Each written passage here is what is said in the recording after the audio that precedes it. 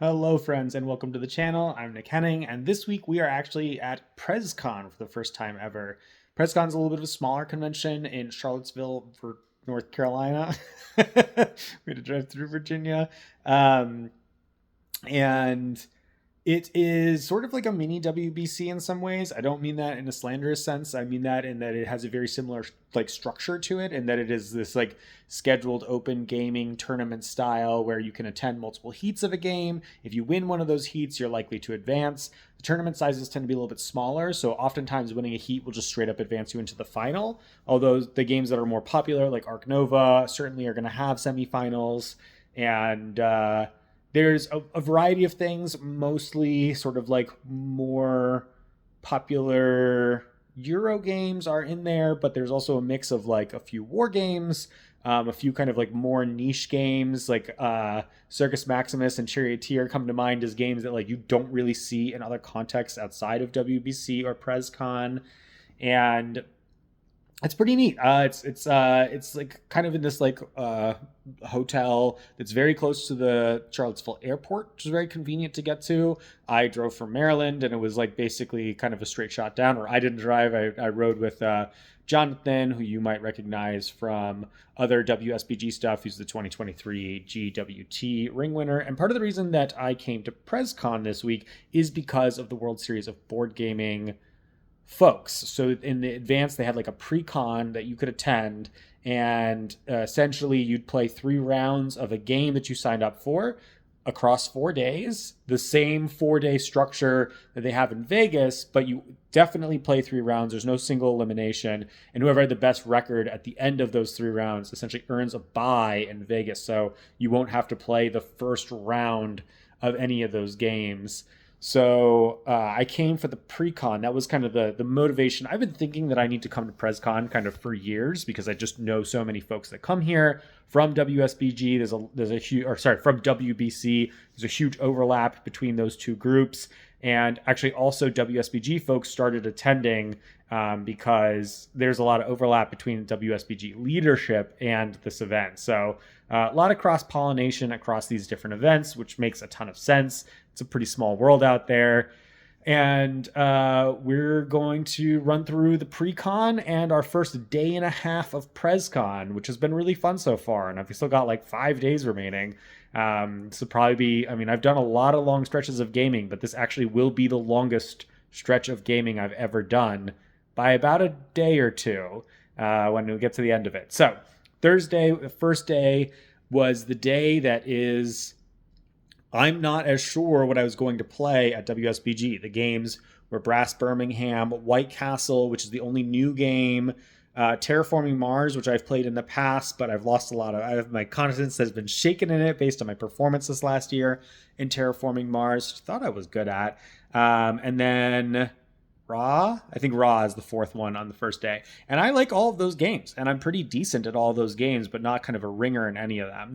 So I decided I wanted to try Brass. I generally am a heavier game player. I've been like practicing it a bit with friends that are pretty good, and I put up a fighting chance in most of those instances. And I started off the day, there were only like 8 players or 7 players, I think, actually in the tournament. So there's a lot of overlap between who played who. And that matters a lot when it comes down to your record at the end of 3 games, because who you defeat also matters. And the first game I played was 3 players, and a guy I'd never met before. I think his name was Isaac. He came just for this event. He was like going to visit his sister otherwise, but he came just to play Brass Birmingham, and then maybe decided he was going to go to WSBG. I've never been before, and he was a very good brass player. He went heavy cotton, and then Ted and I were basically bouncing off of the sort of like more traditional beer link iron coal strategy, kind of mixing in with some other stuff here and there, some boxes and all that. And at the end, I was doing really great in iron, and I set up this play where I could overbuild Ted's iron. Not because I really felt that I needed to overbuild Ted, but because I wanted to build my 4th level iron and then prevent myself from being overbuilt. I did not see or anticipate the line where Isaac then takes his turn to develop away his level 2 and 3 iron for maximum price, because I'd cleared the iron market, and then overbuild my iron, which was pretty devastating. It was a 7-point loss for me. And at the end of this game, I end up losing by 4 points to Isaac. So that probably was a game-winning move for him. It was a turn that was a little bit weaker for him compared to what he could do, but like building a level 4 iron is 9 points or whatever. So the 16-point swing for those 2 actions, even though they were pretty expensive, is well worth it for him. And I need to be more cautious about that in the future, that like developing into an action is a real thing. And I was being too cute by a half and was punished summarily for it.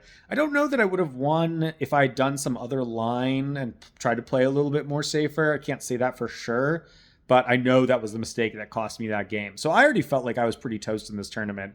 And then the second table was a 4-player game with Isaac, who had just beaten me, Ted again. And then we also added in Cliff, who's very, very good at the game. And so I wasn't feeling too great about my odds. I felt like things were pretty shaky for most of the game, but I was like keeping up. I was keeping up, but I was behind. I was again doing kind of like a Blick strategy. Actually, in fact, all 4 of us were doing just kind of the medley strategy. Cotton was like all stuck in the north. It was really hard to play, I think. Is that right?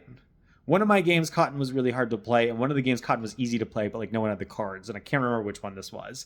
What I do remember about this game is that we had built up all the beer spaces essentially, and the only beer that was available was that Southwestern Farm beer space.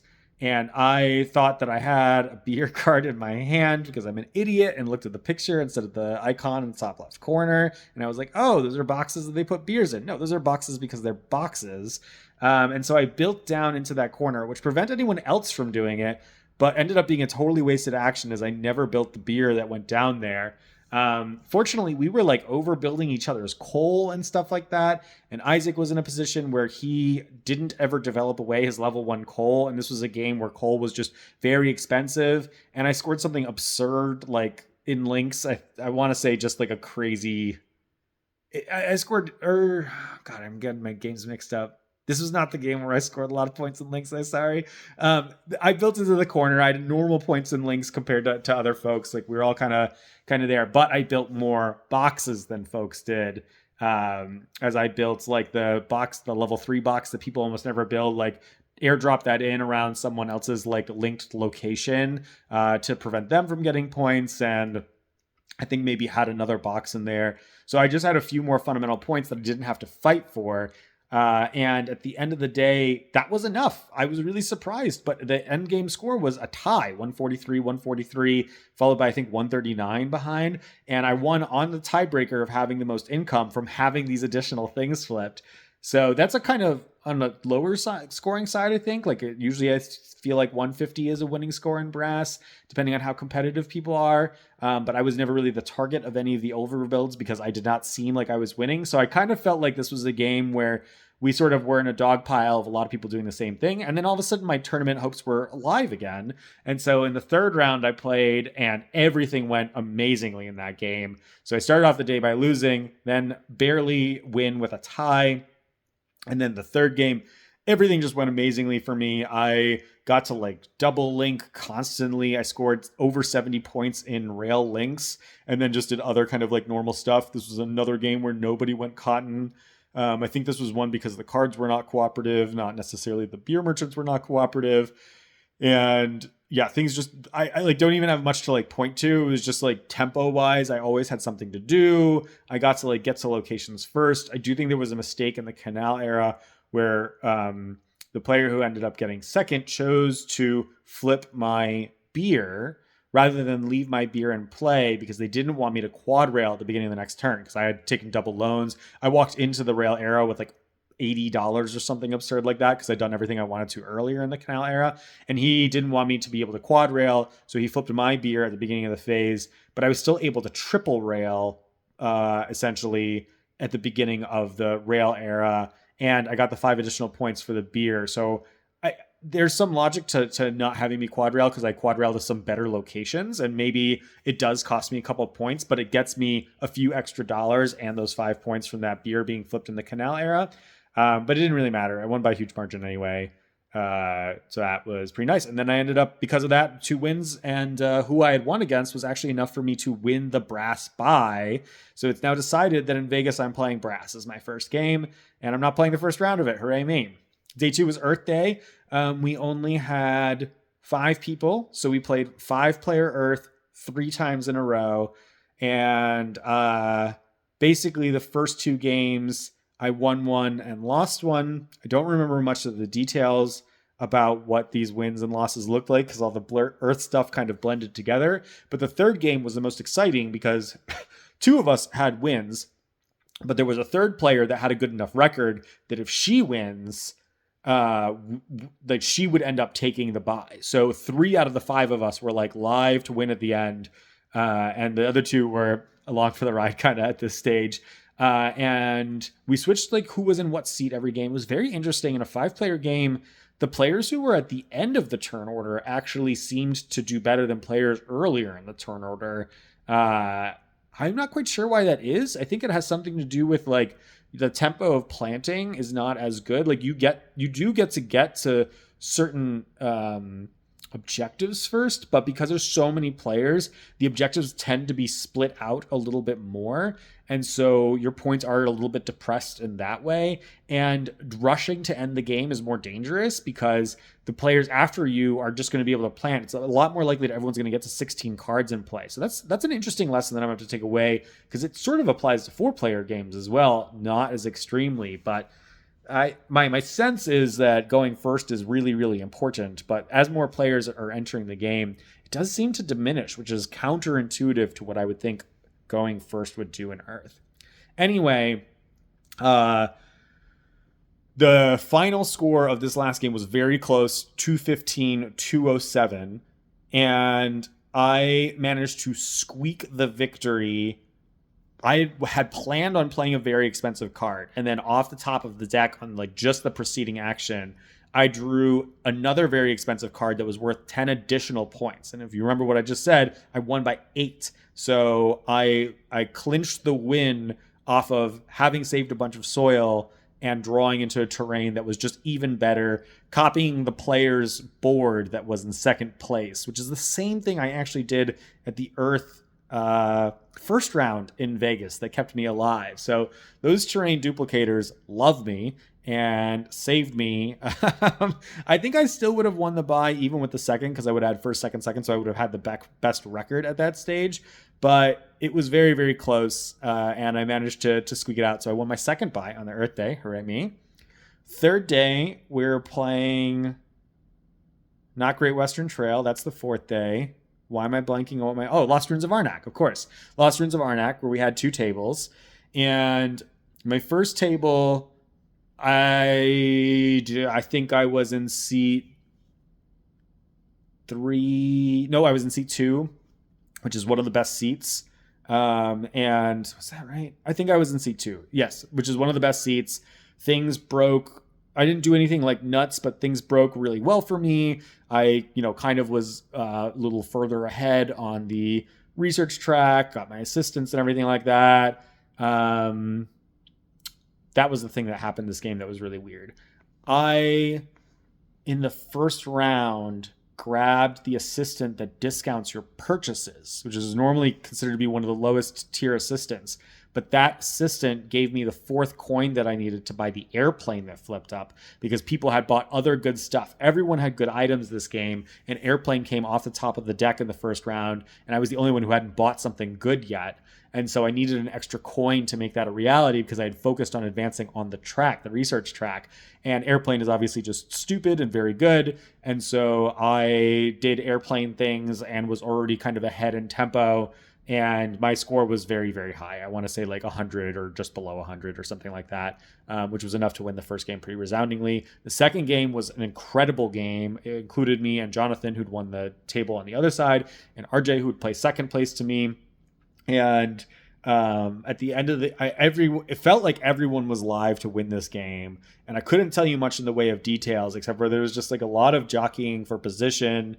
I want to say I was ahead on the track at one point, but I was moving both my magnifying glass and book kind of in tandem with each other. And then other players went and shot past me. So I sort of ended up conceding the top of the track for the advantage of getting both of those. I also want to say I might have had Prospector in this game, but I can't really remember.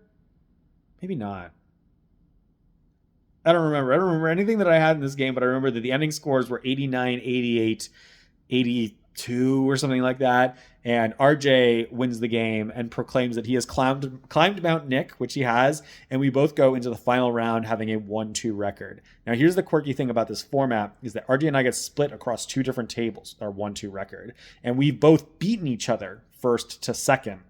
So in the last round here, if the both of us scored the exact same position, which presumably has to be first because there are other players who have won, and if they get 2 firsts, then they're going to win instead. So if we both get first, we both end up getting the bye. My third round of Arnak was a lot like my third round of Brass Birmingham, where things broke really, really well for me early. It was a little awkward at one point where I had a plan for how it was advancing, and then the prospector, the 2 coin assistant, flipped up, and so I pivoted into picking up the prospector and building a ton of deck stuff. And so I was behind on the research track all game long, but I just generated a lot of value from cards from the deck, items, and everything like that. I went crazy on buying artifacts this day. In fact, in the first round of Arnak that day, my table ran out the artifact deck. We were 1 artifact short of having a full row at the end of the game because we bought so many artifacts over the course of the game, which is absolutely nuts. I've never seen that before. And that kind of thing persisted throughout the whole day. I was buying artifacts like crazy on Saturday and win the third game. So I won my third buy in Arnak. And then the fourth day, Great Western Trail, was another day where there was not a lot of players. We had 4 players exactly. And one of them is the 2024 ring winner. One of them is the number 1 rated player on BGA. One of them was me. And then another one was my buddy Andrew, who's very, very good at games in general. I think Great Western Trail is not necessarily like his primary jam. He hasn't played it necessarily as much as the other 3 of us had, but he is not to be trifled with. I was 3rd seat in game 1. I went Cowboys because that's kind of the slot that seemed to be available. And it was it's the Cowboy setup that I like the most, which is the secondary cow market is available, and the first cow market is in the bottom left corner. So I basically just set up I can stop for cows, maybe pick up money if I need to, stop for cows again, and then deliver. It's a little bit awkward in terms of whether your deck is going to cooperate with you or not, but I like purchase Cowboys over shuffler Cowboys if I can only choose one of the 2. And to make matters worse, all 3 of my opponents went into Builder and Engineer, and they just stabbed each other all game long, getting in each other's way. And I mean, it was about halfway through the game, and I think everybody knew that I was going to win because I essentially was doing an uncontested strategy while they were all punching each other in the face. And that is exactly what happened. I won not as resoundingly as I thought I was going to, honestly, because these players are all very good, but just pretty comfortably. I had some lucky draws in the middle there that made me deliver to larger spots. But ironically, delivering to larger spots, I delivered to the 16 at one point because I had increased my hand size to 5 and had all the cows to make it work, which is worth like 10 points or something like that. But it cost me a point in money because of all the X's that I needed to do. And if I had delivered to the 8th spot, I could have actually just picked up 10 points in objectives that I didn't get to claim by the end of the game because the tempo of the game ended up being pretty quick. And so it actually didn't matter that my deck was favorable to me because I could have scored the same number of points anyway from my deliveries. But I'm not going to complain about things breaking well. It's just a very entertaining reflection. The second game, Andrew wins also from C3, also with Cowboys. This one was really interesting in that he basically made the choice early to do sort of like a split 1 Cowboy, 1 Builder. And so did Patrick, another player at the table. And then they switched. One of them went into Builders, the other one went into Cowboys, which worked really well for them. I was fighting Dalton for Engineers, which was really awkward. He got out of Engineers, though. He saw that I essentially had tempo on him and said, all right, I'll grab some Station Masters. So he grabbed the best Station Masters, and I went Engineers that grabbed a couple Station Masters, but mostly was going to the end of the track. I did manage to make it to the end at the very end of the game, and there was some faffing about at the beginning. There wasn't enough to get there because I really didn't have a whole lot else going on. And the Station Masters I picked up were garbage for points. Like I think I had 3 of them, and I scored 3 points because one of them was like the $12 one or whatever. Because I was trying to keep flexible at the beginning because I didn't know what was going on. So the jockeying at the beginning messed up my tempo enough that Andrew ends up winning with a dedicated Cowboy strategy. And at this point, we're all cackling about how 3rd seat's clearly the best. with Cowboys. And so in the last game, I'm in first seat and Dalton is in third seat. He plays Cowboys. It doesn't work as well for him this game, though, because we flip just a ton of builders. Of the 9 starting card employees shown, 7 of them were builders. So multiple players end up going builder strategy. Patrick pivots a little bit into builders and engineers and then back into builders again. I just go hard on builders. Andy did a split builders Cowboys, which he'd done the game before. And it seemed like Andy and I were executing a very similar strategy, but he stumbled on money somewhere along the way, being unable to build the max cert building. The max certificate building was the builder capstone, which I got to very quickly.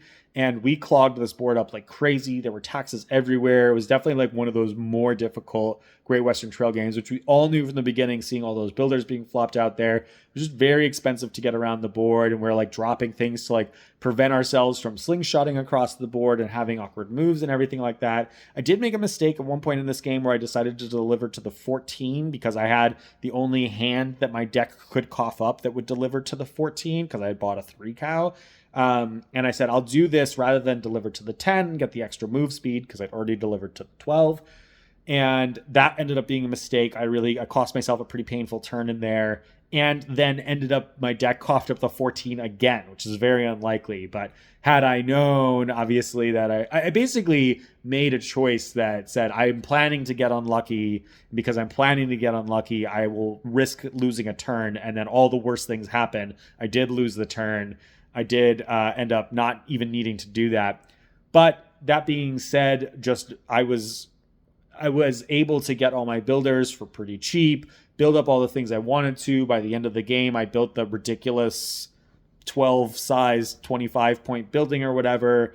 And I ended up winning, not by a huge margin or anything like that, just because it was tax heavy and everyone was able to kind of get some stuff. Patrick did some really cool stuff with engineers and builders this game, which is normally a strategy I absolutely hate because it's so expensive.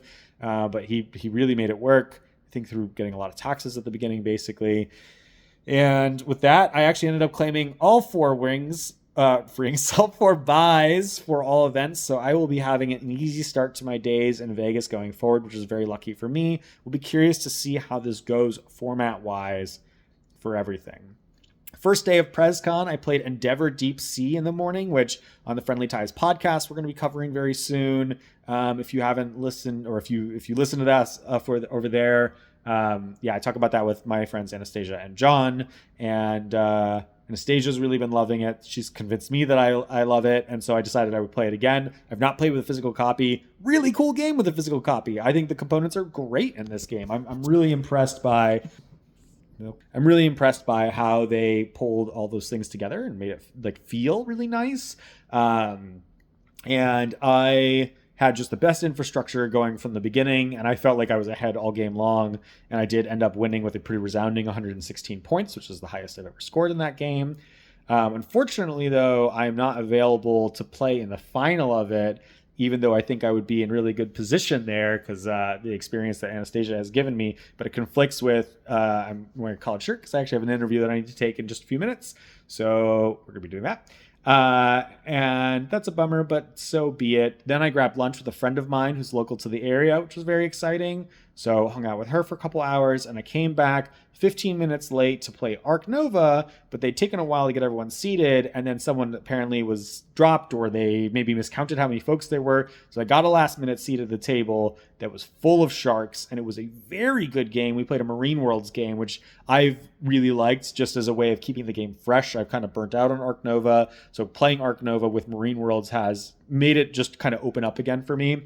And I was 4th seat, which isn't the dream, but you get to draft the maps in reverse turn order in the heats here, so that works out beneficially. And I took outdoor areas to do some cool outdoor area stuff, and opened up with like a double Europe partner zoo, because I was playing with the association card that lets you replicate partner zoos you already had, and Europe was the only habitat objective out there. So I had double Europe partner zoo, -6 on all my Europe cards, which was a lot of fun to do throughout the course of the game. But I was behind on cash all game long, and it started with not being able to play animals in round 1 because I tried to go for double animals. I did get a water playground down, so I didn't get like totally hosed, but I was fewer coins than everyone then, and for the rest of the game I had fewer coins too, and that was the thing that ultimately ended up getting my way. I had the most conservation points at the end of the game, but came in third at 109 points to 111 to 115 was the winner. So that was one of those games where we just barely crossed over and scored some endgame points. It was really fun. Honestly, one of the best games of Ark Nova I've played in quite a while. And my opponents were great. And we played really quickly. We're one of the first tables done. We were a 4-player table with the expansion. So praises to my opponents for speedy play there. Moved on from there to play a game of Scythe at 3 players, actually with one of the same players that I just played Ark Nova at. And we did the bidding version of Scythe with a modular board.